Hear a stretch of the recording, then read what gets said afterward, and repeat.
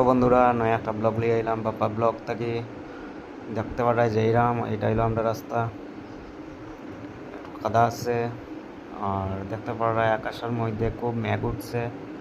এই যে দেখতে পারা যে এইরাম এখন রাস্তার মধ্যে মেন রাস্তা টুটে গেছি। দেখতে পারা আকাশের মধ্যে খুব সুন্দর দৃশ্যটা দেখো, মেঘ উঠছে আকাশের মধ্যে। আজকে একটু রোদ উঠাইছে একটু একটু, আর এই তো প্রচুর বৃষ্টি দেয় কয়েকদিন থেকে, 4-5 দিন থেকে দেখতে পারো রায় খুব সুন্দর দৃশ্য। এই যে ট্যাঙ্কি দেখতে পারো রায় পেয়েছে।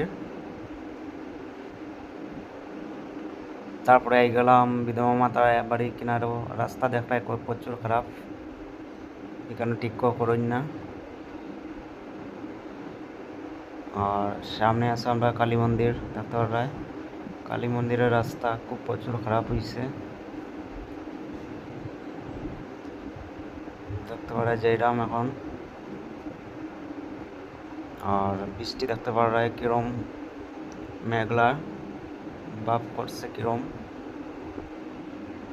আই গেলাম বিধবা মাত্র, তারপরে আইয়া একটা হাঁস লই আইলাম দেখতে পারায়। এখন আই গেছে আমরা রাস্তার মেন রোডও। আর রোদ দেখো দেখতে পারা কিরম উঠছে আজকে, প্রচুর গরম দিব আজকে, রোদ উঠছে।